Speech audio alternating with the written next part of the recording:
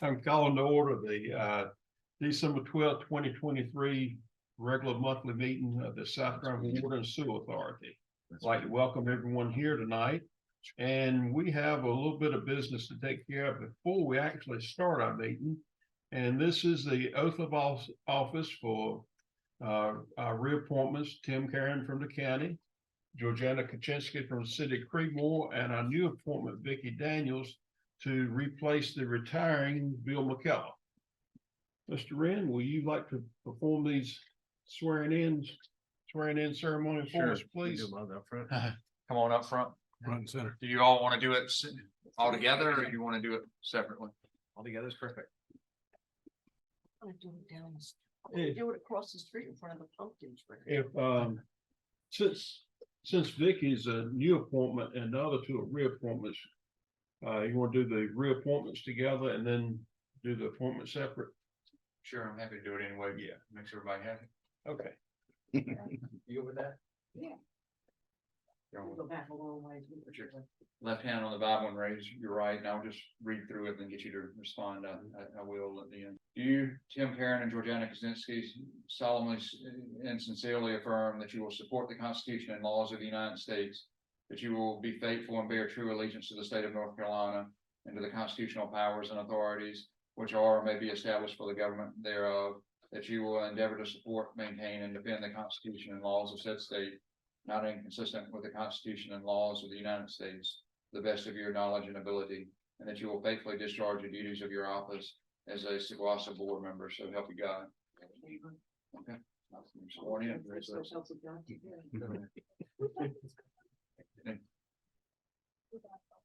Okay, got you on. And I know you travel was on. Okay, ready? You, Vicki Daniel, solemnly and sincerely swear that you will support the Constitution and laws of the United States, that you will be faithful and bear true allegiance to the state of North Carolina and to the constitutional powers and authorities which are or may be established for the government thereof, that you will endeavor to support, maintain, and defend the Constitution and laws of said state, not inconsistent with the Constitution of the United States, to the best of your knowledge and ability, and that you will faithfully discharge the duties of your office as a Seguasa board member, so help you God. I will. Okay. Congratulations. All right. Thank you.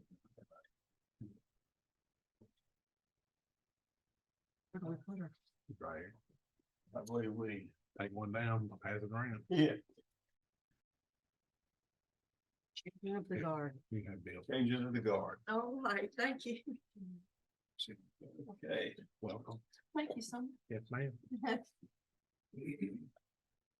And now, Madam Secretary, will you give us our roll call, please? Yes, sir. Mr. Gooch, Present. Ms. Kaczynski, Present. Mr. Karen, Present. Mr. McLeod, Present. Mr. Way, Present. Ms. Jordan, and Ms. Daniels.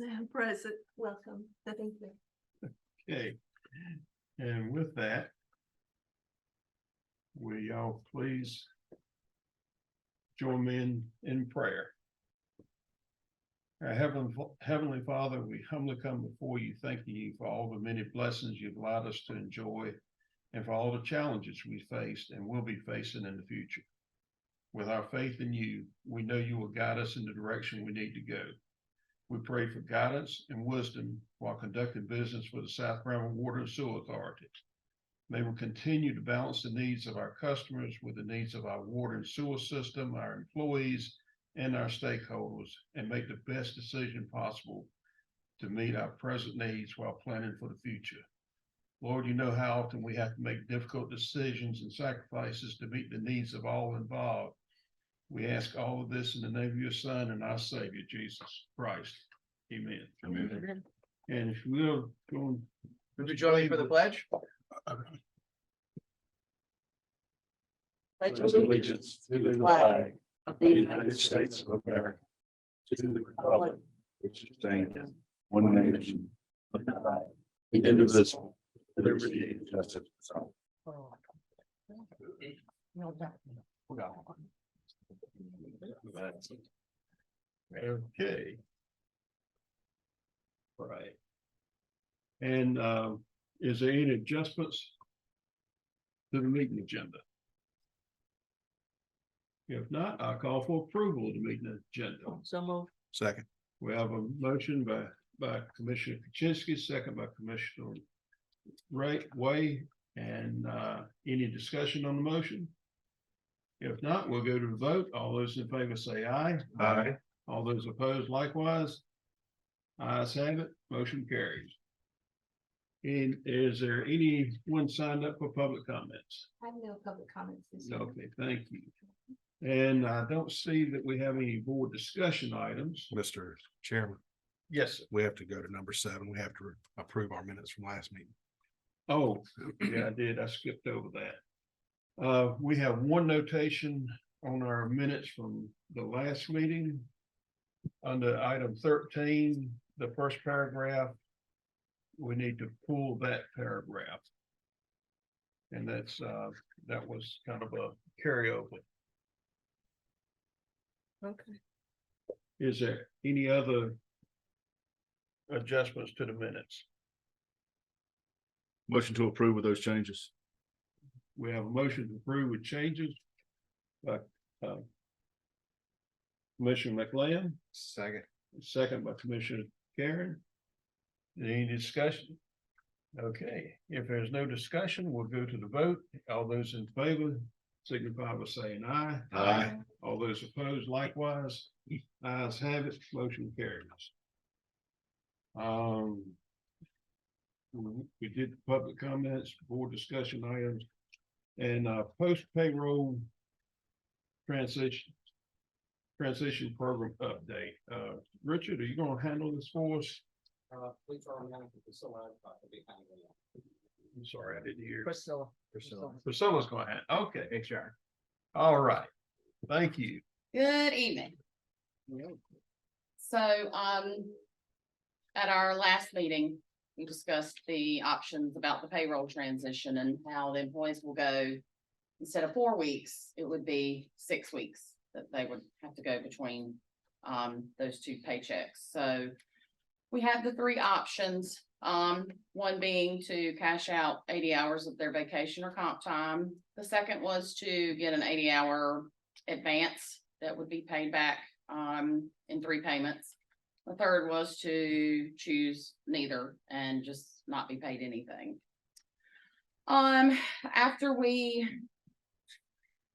First of all, to achieve this, under option 3, where that paragraph begins to achieve a post-paid payroll transition. Let me just start by saying, so the estimated cost of this project, if it was 100% paid, that was if everybody chose the 80 hours. It's actually 45 employees, not 47. We currently have 43. The extra 2 would be filling the pump mechanic and the utility maintenance mechanic, which would be before this transition happened. So that cost would be $115,570. Just for the 45 employees. So when we met with all of the employees to talk about the different options, we had a lot of feedback. People expressed the need for various reasons, to prepare themselves financially, longer in 2024 to do this instead of at the end of January of 2024. So, we did do the cost, of course, with option 1. That estimated cost would be, that was anybody that really had comp or vacation time of 80 hours as of today. That cost would be $61,958. The loan option 2, if you go over to page 15 at the end, there is the estimated cost $39,941, but there is no cost to Seguasa for that. So that value is, it's correct, but it's no cost to It's on the us, employee. right? Because it's paid back. There's no taxes or anything. And then of course, option 3, we did have a few people that chose that, but maybe 3 people. So of course, we put the note 47 would be fully staffed. But at time of the completed survey, we have 43 employees. And any new employees, unless they got comp time, within that period from January or whenever they started through the end of September, they wouldn't build up 80 hours of vacation unless they have comp time. So what we are recommending is that we delay this project until September of 2024. It's not going to cause a disruption in the program for the new payroll and the timekeeping system. The delay could provide an opportunity to initiate use of the financial software and then see how that's gonna work with payroll processing. So the executive director's recommendation and mine is to delay the start of the payroll transition program from February 2024 to September 2024. Okay, We're any gonna answer questions? Any questions? Go ahead. So is it not possible, since this is 2 budget years, that we're going from one budget year to another? Is it not possible to let the 24 employees that chose option 1 go ahead and go through? And then we'll hold back on the 13 other employees? Well, no, it would really be better to do it all at the same time. Because then you would have people on different pay types, so Okay, we would be moving the payroll to March. I'll say March, it would be the 15th of the month, right, from is the how we would get paid instead of the the 30th last working day, or right, whatever it of is. the prior month. And the other question that I had was, so we are postponing this, the difference between these two numbers, I'm gonna guess it's 10 employees? Or what's that, I'm sorry? The difference between the number of employees that are okay with it and the ones that aren't. It's 10 employees that are really not. in That are favor. not okay with it? Right, No, it's more than that. well, it says 24 of employees that selected this option. So if 24 employees selected I'm it, sorry, they're where's okay. that at? Under option 1. So apparently there's 24 that have compensation. 24 or, well, yeah, so that was, we asked them just if they, not that they would be stuck with that choice in September, kind of what they would choose if they had to decide at this point. If they only had those 3 options, what would they choose? Okay, In other words, they were given the 3 options, yeah, right, and they, but they're, but do we have 24 employees that have comp time? That could do this? well, I mean, currently it would be just, it's not many people that have that much comp time. I think the answer to your question is, I think they made option 1 with the assumption that it Yeah. was deferred to September of 2024. They would have time to- Sufficient time. but they're not. To happy accrue about it. vacation. So, Mr. Bomber, we're gonna have a budget amendment coming up if we choose to postpone this, because they're 2 fiscal years. So we're gonna have to take the money, put the money back in and move it to next year. Right, but we haven't done a budget Yeah. meeting this year. Okay, We were waiting on direction. it's not in the from budget? No, No. this Okay. has never been budget. There's no budget for it currently, so we wouldn't have to move it. But yes, the answer to your question is next year if we go forward, yes, we would bring a budget amendment before September of 24. And the cost will not change between now and then? Of course. And I'm not trying to be short there, but it will change in 2 ways. So this is today's cost, as Priscilla kind of highlighted, that's based on the options today and the current pay rate. But assuming the board did some sort of salary adjustment next July, like you have in the past, and a merit, then of course people's Right. pay may be different. Yeah. And of course, with turnover, you may have higher or lower salaries coming in from what the person who left that position. So any kind of turnover would change the amount, any kind of pay increases. during the Period from now to September would increase it. And one other variable that's not taken into account, because we don't know that number yet, is the retirement rate. that September Okay, pay. right. It's usually goes up about 1% per year for the last 5 years. If that were true, that would slightly increase that number as well. Okay, thank you. So I guess I have something to say to this. It's none of the employees' fault as to why we have to do this. It's all to do with payroll and changing payroll. I don't believe, and I would not want to use my comp time nor my vacation time for this. My vacation time is to spend with my family. So I don't see where we should make somebody use their comp time nor their vacation for this. Just me speaking. Well, I agree with you. The employee should not be punished for a change that the company has to make. You're absolutely correct. And I just want to You be clear, agree we had with told Scott we were gonna vet this legally. He told me that the decision had been put off until next year and we haven't come back to him with that full review yet either. So Okay. I do want to make clear that this is still subject to legal review. And this is just an update. This is nothing we have Right. to vote on tonight. Right, and we just wanted to, There's no action to be taken on it. It's just an update. Right, that was my understanding. It wasn't gonna be The any action. required taken tonight. action is to provide staff with direction on the challenging.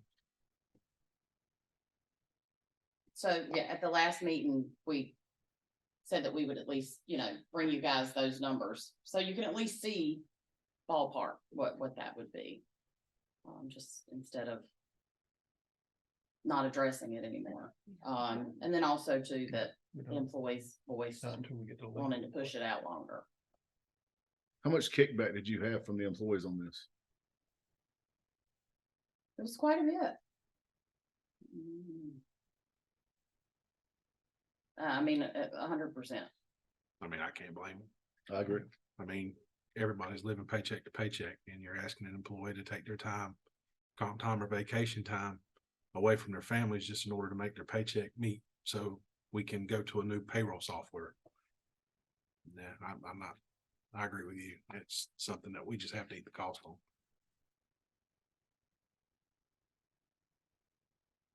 So, and this is, something obviously we'll discuss and talk to Scott with once he gets back and. Yeah.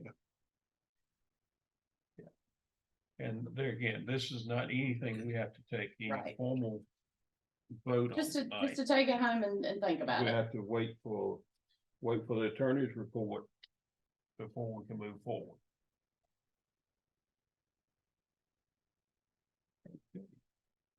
Is there any other discussion on this item? Then we'll move forward to item number 11. Our fiscal year Thank you, 23, Priscilla. Yes, sir. 24 budget. Thank you. And Richard, you gonna handle this for us? I'm gonna handle the next three, I think. Okay, I'll hit you with all the financial stuff at once. It's easy to know.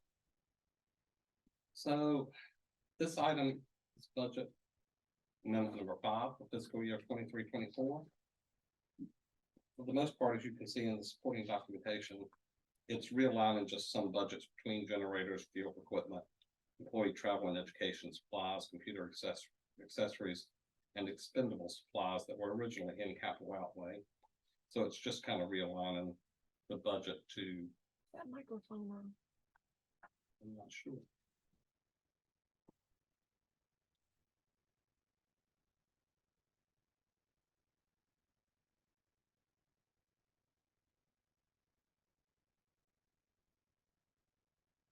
There it is. yeah. Now it's gonna scare me. Go all through the building. Okay. Where was I? So it's basically just realigning some small items. The only impact, as you can see, to actual fund balance is that it does appropriate additional budget for pay benefits and expenses related to the executive director's employment contract that the board approved at the regular meeting on October 10th, 2023. And you see in the table that you previously approved budget amendments 1 through 4 for a total of $1,921,577. This budget amendment number 5, would appropriate fund balance for $28,377, and it would increase expenditures in the administration department for $28,377. Engineering would increase $4,900. Depreciation board and other would increase $3,900. Projects and studies would decrease by $8,800. Again, your total expenditures net would be $28,377.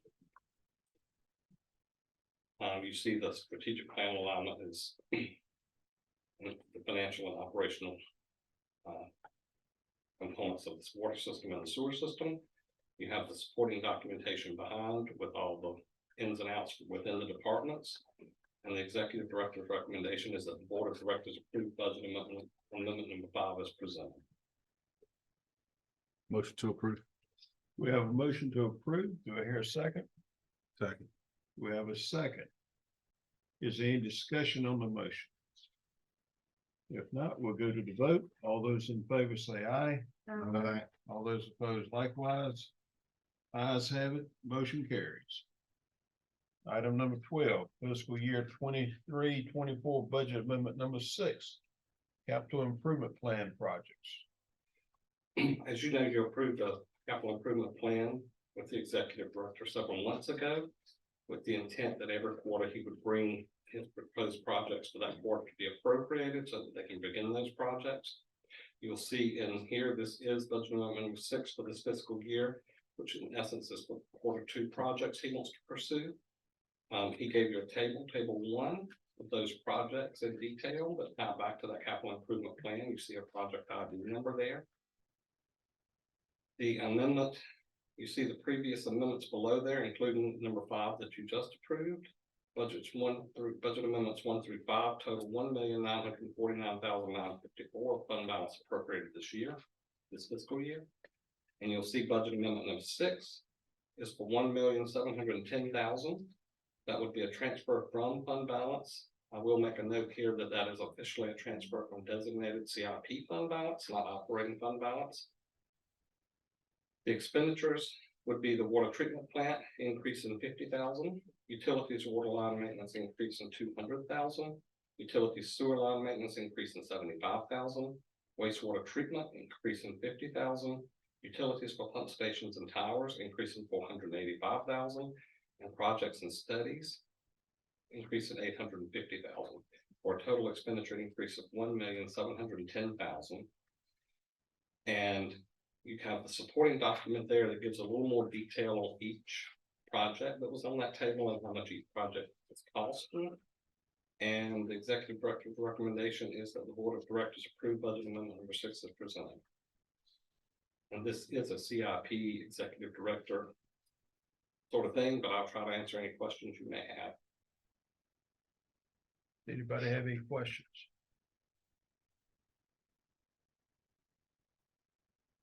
Hearing no questions, does anybody have a motion? Move for approval. We have a motion for approval. Do I hear a second? Second. We have a second. Any discussion on the motion? Being none, we'll go to the vote. All those in favor signify by saying aye. Aye. All those opposed likewise. Ayes have it, motion carries. And item number 13, reimbursement resolution on the I-85 sanitary sewer project USDA funding. Well, like the previous 2 items where we're appropriating budget, this item is more of an administrative task. So as you know, we're doing the I-85 sanitation sewer project and we're seeking USDA funding. I'm kind of summarizing your legislative memo, but we're seeking $35 million loan from USDA. The board awarded the contract for bond counsel to Mary Nash Russia with the firm of McGuire Woods LLP. That was done, I believe, at the board meeting on September 12th, 2023. We had a kickoff meeting with Mary Nash Russia November 1st, 2023. And one of the things on the kind of checklist from that meeting was that she recommended that the LGC would be looking for a reimbursement resolution at the time that we went to them for approval of any bond financing or bond funding approval. So that's what you have in your package is a resolution, a reimbursement resolution to reimburse the WASA thing. It gives us flexibility should we proceed with any expenses in advance of the actual funding financing to be reimbursed from that funding. And the recommendation is that the board of directors approve the reimbursement resolution shown in Exhibit A. Okay, any questions? So Richard, this just is a resolution that says that we will seek reimbursement from the USDA on all the component parts of this project. Out of this 35 million. Excuse me. No, actually what this is we're seeking $35 million loan from USDA to Right. fund the project that we don't have grant money for. This gives us extra flexibility should we incur administrative costs up front, or if we start with any upfront cost that we can choose, the board at a later time could choose to go ahead and refund Saguasa's upfront cost from the 35 million. But it doesn't obligate you to do so. It's kind of a mechanism to put it in place to give the board more flexibility as this project progresses. But it's no commitment that you're going to take 35 million of that or any part of the Right. 35 million and do anything specific with it. Okay, So it's more of a precautionary measure. If you recall, we did one for the water treatment plant Uh-huh. several years ago. For the very same thing as Yeah. they said, in case you do get some grant money, or let's say the construction costs only wound up being 30 million that Squats had already spent for. right, Then you could choose to take some of that bond money in the future okay, and reimburse Squat's fund balance for anything expended on that project. okay, So it does provide the board more flexibility. okay, thank you. Any other questions? If not, we'll entertain a motion. Motion. That's quick. They both did it at the same time. I'll change mine to a second. Okay, who had the first? Who did? Okay. All right. We have a motion and a second. Is there any discussion on the motion? If not, we'll go to the vote. All those in favor signify by saying aye. Aye. All those opposed likewise. Ayes have it, motion carries. Now, the item 14 is an allocation policy proposed amendment. The South Carolina Water and Sewer Authority's allocation policy was originally adopted on February 14, 2006. Subsequent policy amendments were approved by the board on March 8th, 2007, February 12th, 2008, and September 13th, 2016. Saguasa's allocation policy was developed to manage efficiently and effectively the distribution of scarce water and wastewater resources for the benefit of the entire Southern Granville County region. The policy describes certain timetables for requesting parties to pay the system development fees associated with the allocations. Mr. Wren, would you want to go through the analysis on this and anything you have to say here? Sure. I think some of the analysis that is in the agenda may be repetitive of what you've already read, but I'm just gonna go through it word for word here because this is a relatively complex topic here. And let me just start by saying that the reason for this is to come in compliance with state statute. And if you all recall, we had to do a system development fee analysis a few years ago. And our allocation policy didn't totally sync up with the statutes that set that the system development fee analysis process in motion. And we have now brought it into compliance where if you pay the system development fee, you follow the statutory process. And so I'm gonna go through this and I'll be happy to answer any questions you all have.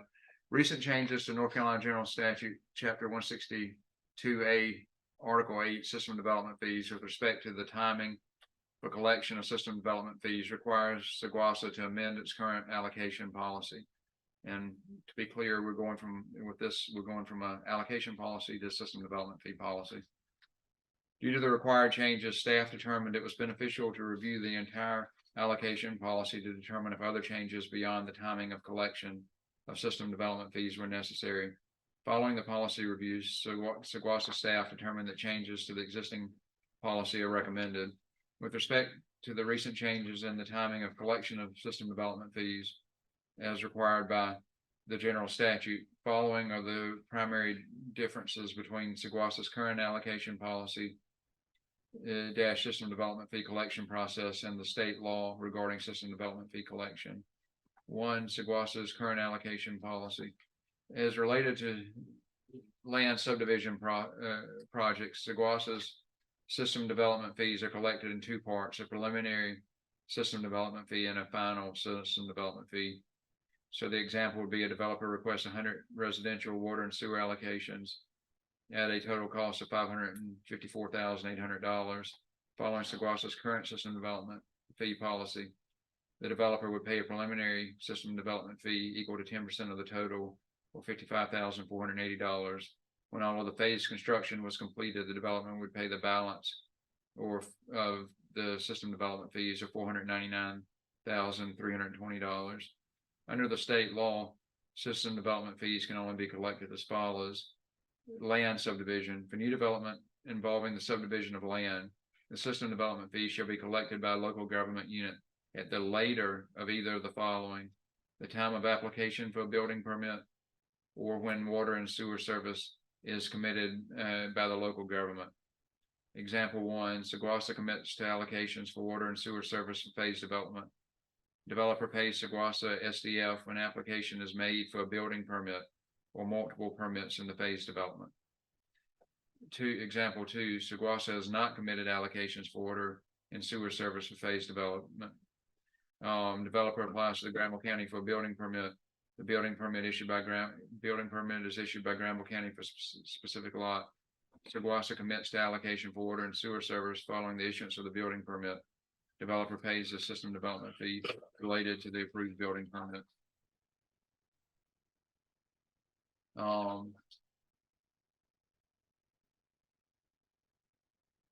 Other new development. For all other new development, the local government unit shall collect the system development fee at the earlier of either of the following: the time of application, connection of the individual unit of development to the service or facilities, or 2, when water or sewer service is committed by the local governmental unit. Example 3, developer desires to build a 10-unit commercial facility on a single lot and needs 10 water and sewer allocations at a total cost of $55,480. Under state law, if Saguasa commits the total water and sewer service at the beginning of the project, the developer would pay Saguasa the total cost of $55,480. If Saguasa does not commit the total water and sewer service at the beginning of the project, then the developer would pay one system development fee, $5,500. I'm sorry, I think that's an error, 55,000. I'm sorry, no, it's $5,548 at the time of application for the connection of the individual unit of the 10-unit development for water and sewer service. Based on the variables related to the timing of collection of the SDF, Saguasa determined that a basic allocation system development fee policy be created to abide by state law, and that a detailed allocation policy procedures manual be created to ensure alignment with variables outlined in the state law with respect to system development fees. An allocation policy procedures manual will be developed once the board of directors have acted on the proposed amendment to the existing allocation policy. Recommendation: the board of directors provides staff with direction on the proposed amendment of the allocation policy. Further, the board of directors consider seeking public comments from each governing body for a period of 45 days. Following, the board of directors will consider any comments or suggestions offered by any governing body with respect to the proposed amendment. Thereafter, the board of directors may adopt the amendment at any time after the expiration of the comment period. Schedule to be determined based on direction from the board of directors. Financial: Saguasa will still collect the board approved system development fees. However, the timing of the collection of the system development fees will vary based on the specific scenarios outlined in the state law. So you have the recommended, you have the existing allocation policy, I believe, in the in here, and in addition, you have a copy of the applicable statute, and then you have the recommended allocation policy that follows state law. So I'll be happy to answer any questions that you have. And again, this is to come in compliance with state law. So what I'm reading and hearing from you is, if STEM approves a 100-house development, we don't allocate the water up front, then it's only 10% that they have to pay for those 100 homes. No, there is no 10% anymore. You don't allocate it up front anymore. We can, Scott will provide a readiness to serve letter to a developer. But under the state law, we can't commit, we can't charge a system development fee until the building permit is issued or I'll pull the statute and read it to you. I was just going by what you read right here. It says if Saguasa does not commit to the total water and sewer service at the beginning of the project, then the developer will pay $5,500, which is still 10%. Which one are you looking at? Are you looking at the commercial one? It's different for commercial and, I am looking at commercial. yeah. So residential So would go back to one price. They pay the money up front. they don't pay it up front. They pay it. So land subdivision, let's look at the statute. The statute's the easiest thing to look at. That's on page 39 of the agenda. Okay.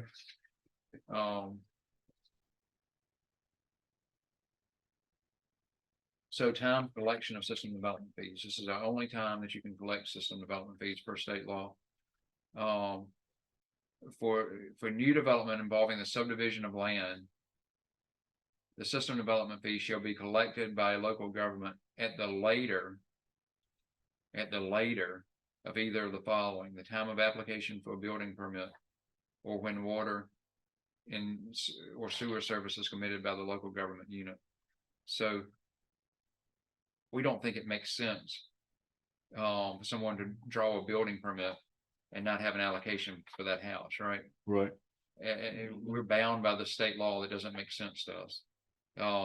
So we can't charge somebody up front when they come to us for development anymore and say, okay, we're going to charge you the system development fees when we approve this development. The law doesn't allow that. The earliest time that we can do that is when they apply for a building permit. Because it says, again, for residential, for land subdivision, it says, and I didn't get or review this, the Scott's analysis here. That was the first time I'd seen it. To my knowledge, I didn't see it ahead of time. I missed it. So let me walk through it, explain it to you the way I understand it. When it involves a subdivision of land, you can charge it at the time of the application for the building permit, at the later of the application for a building permit, or when water or sewer service is committed by the local governmental unit. So somebody builds 100 home subdivision, we can't charge them the system development fee until they come in with a building permit. Is the first time that we can charge it. Wouldn't they want number two, that we commit 100% of their unit? But that's at the later of either of the following. Right. So The later of either of the following. The later would be when we commit. application for the building permit. Yeah, and so, yeah, to us, the building permit's only one that makes sense. To me, it wouldn't make sense to get a building permit before you have the water and sewer commitment. Right. And so, Tim, the other thing that I want to say is there's a lot about this, that doesn't make a lot of sense to me. And It throws a lot of speculation back on the developer then. it puts a lot of risk back on the developer. And But what yeah, I have Yeah. it's- what I have recommended to Wrong Scott, and term. I believe that we're going to do, is we're going to talk with one of our own call engineers. I've identified one that has been active in this area. And at the time that we've got to adopt this policy, in my opinion, Right. to comply with law. But at the same time, while this is out for comment with the local jurisdictions, we're going to have, Scott plans to have a conversation with the managers about how they see this working from a practical standpoint. And also, we're going to be talking to one of the on-call engineers who works in multiple jurisdictions about how we can have something that gives the developer a little bit more comfort, but also complies with the state law. I'm not worried And about, that, I'm not worried about protecting the developer, but I can't imagine developing will attract the land and not having guaranteed water and sewer. yeah, Economic I'm not, development in all the municipalities is gonna go straight downhill with this. Mm, And the other question I have is, why are we calling it an allocation policy if it's not? The system development fees It's policy. a system development fee policy, So why are we calling it allocation? or the Because one I it's- drafted says, unless it's been changed since last time I looked at it, it says system and development fee policy on it. Let me find that.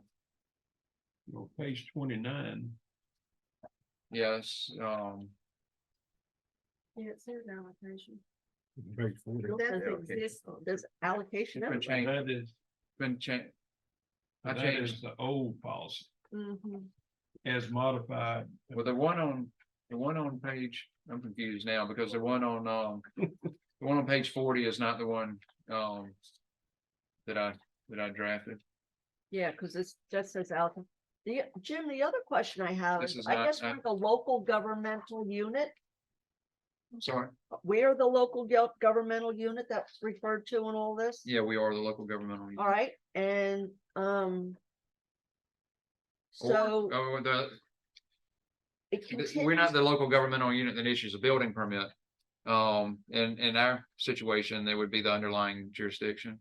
so why are we charging, development fees when they apply for a building permit? What if they're not approved for a building permit? It should say after the building permit is approved. Well, that's or- what the version, bear with me for a minute, because this I is mean, not, It's just like, why would we do it at application? It has to be after approval.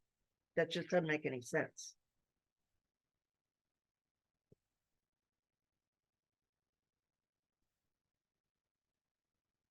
can we come back to this matter? Crystal has a couple of things she needs to print for me, and the actual policy that I sent Scott's one, is one of the things that also needs to be printed at this point. So if you can hold it a minute. Yeah. And continue with the agenda, I'll come back to it. But I think Tim is right that this is really gonna cause a problem with development in the county.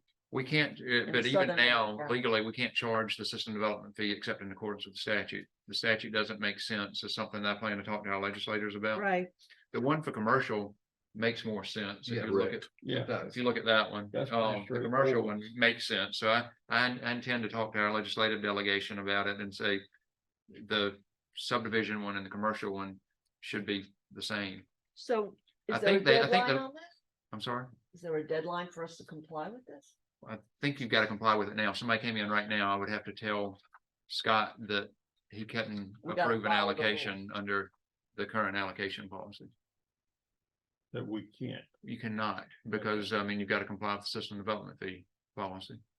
You can't Theoretically, charge them. They could, It says you cannot charge them until the until the later of the building permit or they could Oh. build out their whole entire subdivision and then wind up holding the bag.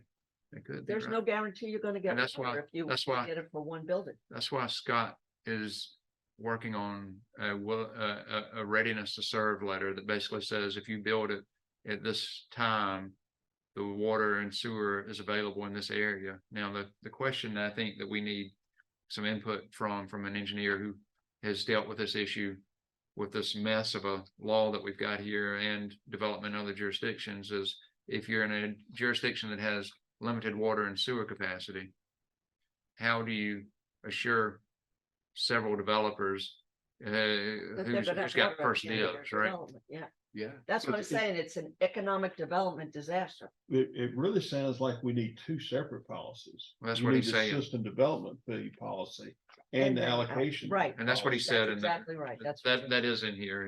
That is what he said here. But and like you said, in here, it refers to the fact that there will be an allocation policy drafted. So I don't understand how we can approve this until we see what the new allocation policy says. I think you have to approve the system development. Let me pull up the correct system development fee Okay. policy, let you look at it. I think he's not asking that you approve it tonight anyway. He's asking that you send it out for comment. But I think we have to use the law as the only way we can approve a system development fee, or we'll be right back where we were earlier with somebody suing to get it back if we charge it Oh, up front. Right. So give me a minute and I'll Mr. Chair. add that to the list of things I'm sending. Yes, sir. Chris. I move that we take a recess for 5 minutes while. we Was that the get last this thing on the information. agenda? Yes. Pretty much. Pretty much. Well, why don't Pretty I go much. through The any? rest is just project updates and You want us to go ahead and on through that? Yeah, I'm fine with y'all just going through that I was gone by unless you that don't time. want to. Yeah, Project update. I thought it was a good motion. Is anybody doing project update? Okay. No, okay, so there's nobody to do project updates. well, since we're not gonna have project updates or comments, our executive director won't have comments. Attorney's working on comments, let's take a 5-minute recess to give them time. And, entertain a motion to go in recess. Motion to go into recess. We have a motion to have second. Second. Any discussion? All those in favor? Which, Aye. Aye. there were two. Whichever. Okay. Aye. And all those opposed likewise, we're in recess. Recessing. Go outside and play. There's no snow. I don't know about snow. No, I know. I haven't closed the pumpkin tree. Why is that? Motion to go back into open session. We have a motion to go back into session. Do we have a second? Second. We have a second. Any discussion? All those in favor signify by saying aye. Aye.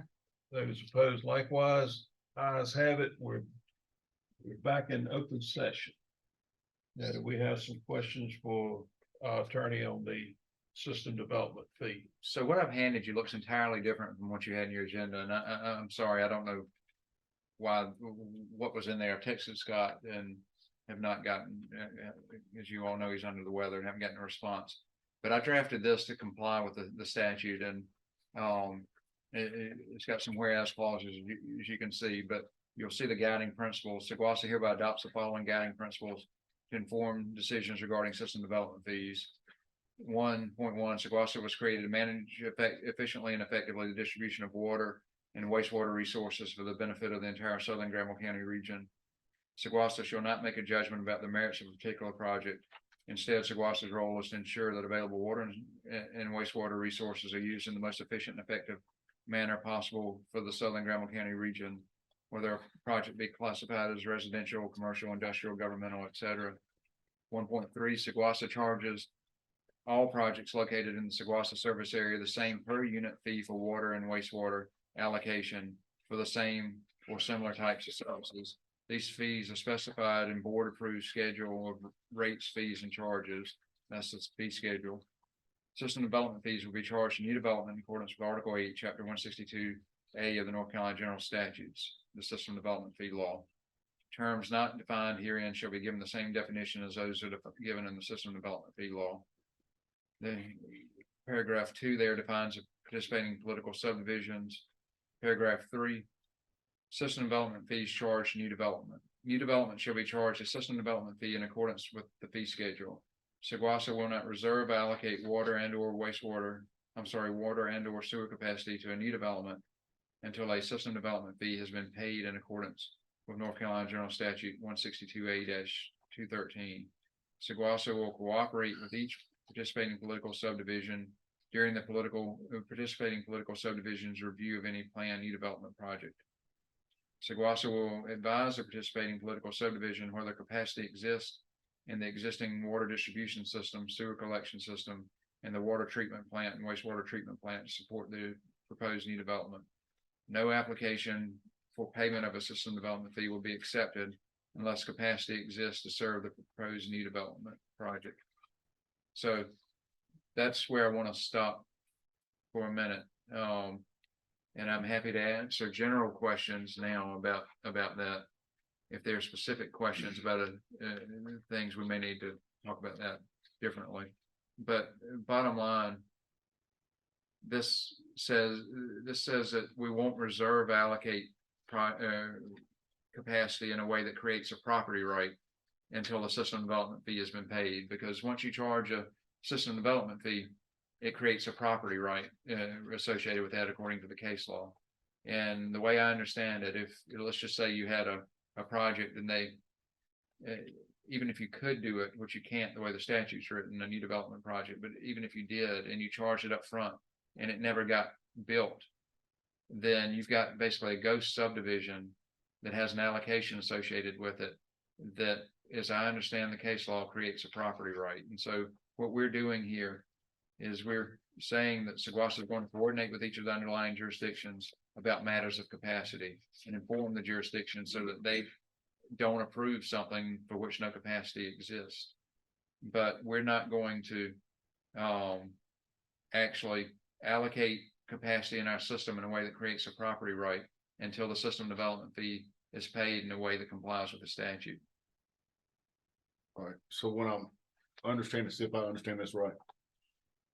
You can allocate water to Creedmoor, Butner, and Stem, but not to the developer for that subdivision. No, We're not saying that we're allocating to any of the jurisdictions. We're saying here that we will consult with each of the jurisdictions and let them know where capacity exists. In other words, let's just say we've got 2 million gallons available for allocation. And there's plenty of hydraulic capacity throughout the system. What we're saying is we would tell each of the jurisdictions, we've got this much capacity, should be enough. But as we begin to mark down projects on the books, and that, let's just say we get down to the last 300,000 gallons, and I'm trying to articulate this correctly. We're going to communicate that back to the jurisdiction. If there's not enough allocation to support a project in that particular area, we're going to communicate that, and that's up to the local jurisdiction who has to go through the development approvals, not to approve that project based on Saguaso's representations about capacity that's available. We're not going to reserve anything as a property right until they pay that system development fee. Gotcha. Does that make sense? Yep. so then the system development fee in that case would not be collected because. Would not be collected. Because The we way I have- envision this working, and again, we plan to work with an engineer to help us flesh this out in a way that makes sense to developers better and can help the towns, help inform the towns. But if we tell Creedmoor, hey, Creedmoor, there's no allocation left for that 1,000 home subdivision, and Creedmoor approves it anyway, the developer is basically going at risk because they haven't gotten any representation from Saguaso that the capacity is available. And when they come to us for the system development fee, if it's not there, we're not going. We're not gonna They're out accept of the luck. money. Yeah. Okay, But what I do want to be clear about is I think we do need to think carefully as we go forward with this process about a way that we give. And I'm not trying to benefit developers or give them an advantage. What I'm trying to do is do what business wants, is give them some predictability and certainty. And so I'm trying to think, and Scott and I are trying to work through with consultants as we move forward with this policy, which is required by state law. How do we give developers the predictability and certainty that they want about the availability of water and sewer capacity without backing ourselves into a corner and giving them a property right and something? Jim, there's a lot of. These documents seem extremely generic to me. They don't seem specific enough. This, Yeah. They're very general. it It's is very not- general because it's relying on state statute that I can't change. Right, I got that. But when we go back to the document we had in our binder today on page 42, where it talks about conditions, placed allocations, that appears to be the exact same paragraph that we have in our allocation policy right now. I'm gonna ask that we go into closed session. Okay. I'm sorry. No, it's fine. I'll make a motion that we complaining. go I'll make a motion that we go into closed session. Well, I have one question before we do this. Is this fee policy, is this ready to go out to the political subdivisions for their comments on approval? My preference would be that since Scott's not here and this thing that I've not seen before is in the agenda packet, or if it is, it's a version that I'd marked up previously. I would be happy to have him come back and we just do this at the next meeting as far as sending it out to the. It's in So- the wrong document. I so- agree. Actually, we'll take item 14, we'll take no action on. Take no action on it. But I mean, I'm happy to continue discussions on it, but there are, if you're asked, there's some things that implicate some issues that I think are best discussed in closed session. I make a motion, we table it till the next meeting. We have a motion to table it to the next meeting. Do I hear a second? I'd like to modify that motion and say we'll table it until all the issues are resolved. Cause I mean, Jim, can you have it done in a month? I think it's done. I mean, I think Yeah. that if Scott were here, my vote would be if Scott were here, what I just handed out to you needs to go out to the local jurisdictions. But he's not here, and I don't know what this document is that's in the agenda, and that's not Okay. criticism. I'm just confused. Okay, all right. All right. Well, if that's. Well, it's the law Second. anyway, so we gotta get it done as quick as possible. And if something comes in the interim, and we'll tell you what the law, and we'll tell Scott what the law is, you know, again, I say, let's go into closed session. Make a motion, we go in closed session. I already did. that. Okay. We have two motions to go in closed sessions. Do I hear a second? Second. All right, is there any discussion? All those in favor of the motion to go into closed session, say aye. Aye. Those opposed likewise, ayes have it. We're in closed session. We're now back in open session and we don't have any further comments from our attorney, so we'll go right to our board member comments. Councilperson Vicky Daniels, you have any comments for us tonight? Well, it's been very informative, back in the saddle to get to know what's going on in all our projects, and I appreciate being appointed, and I think it's gonna be great working with everyone again. Thank you.